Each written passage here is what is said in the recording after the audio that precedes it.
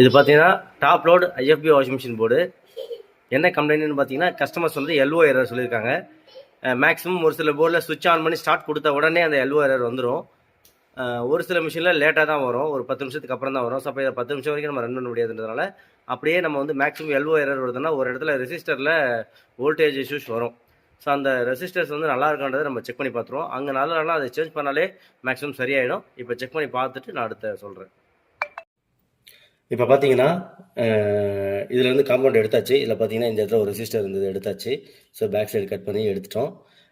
எடுத்த காம்பவுண்ட் தான் பார்த்தீங்கன்னா இந்த காம்பவுண்ட். ஸோ இதுதான் ஃபெயிலியராக இருக்குது. இதோட வேல்யூ எவ்வளோ இருக்குன்னு நான் செக் பண்ணி காமிக்கிறேன், ரெசிஸ்டன்ஸ் வேல்யூ. இது வந்து பார்த்தீங்கன்னா அடுத்து நம்ம ஃபிக்ஸ் பண்ண போகிற காம்பவுண்ட் புதுசு. ஸோ இதோட வேல்யூ நான் செக் பண்ணி காமிக்கிறேன். எல்ஓ எரருக்கு மேக்ஸிமம் இந்த ரெசிஸ்டன்ஸ் தான், அதாவது ஒரு 90% தான் வரும். பேலன்ஸ் 10% வேணால் சர்க்யூட்டில் கம்ப்ளைண்ட் இருக்கலாம். ஸோ இப்போ நான் வந்து ஓல்டு ஒன்று செக் பண்ணி காட்டுறேன். ரீடிங் பாருங்கள், 560 இருக்கணும். அது 550லேருந்து 60க்குள்ளே இருக்கணும். இப்போ வேல்யூ எவ்வளோ இருக்குது, ஒரு நிமிஷம்.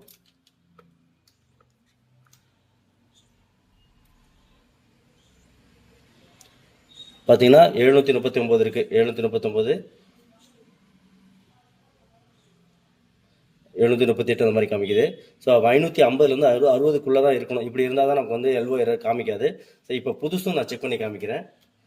நியூ ஒன் எடுத்து வச்சுருக்கேன். புதுசு பார்த்தீங்கன்னா 556 இருக்குது. ஸோ இதை போட்டால் அந்த எல்ஓ எரர் ப்ராப்ளம் வந்து சால்வ் ஆகிடும். ஸோ இது வந்து மிஷினில் பாதியிலேருந்து வந்ததுனால நம்ம அங்கே மிஷினில் போட்டு தான் செக் பண்ண முடியும். பட் பர்ஃபெக்டாகவே ஒர்க் ஆகும். ஸ்டார்டிங்லேயே வருதுன்னா நம்ம ஸ்டார்டிங்கில் சுவிட்ச் ஆன் பண்ணி சென்சார்லாம் கனெக்ட் பண்ணி ஆன் பண்ண உடனே நமக்கு அந்த எரர் காமிக்காது.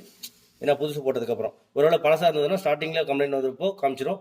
இது இடையில தான் வந்ததுன்றதுனால இதை கஸ்டமர் பேஸில் மிஷினில் போட்டு ஒரு 10 நிமிஷத்துக்கு அப்புறம் தான் அவங்கள பார்க்க முடியும். ஆனால் பட் சரியாயிடும். அதான் நம்ம தான் கண்டுபிடிச்சிட்டோம் இல்லையா, இந்த ரெசிஸ்டர் தான் கம்ப்ளைண்ட் சொல்லிட்டு கண்டுபிடிச்சிட்டோம் இல்லையா. ஸோ இப்போ ப்ராப்ளம் வந்து சால்வ் ஆகிடும்.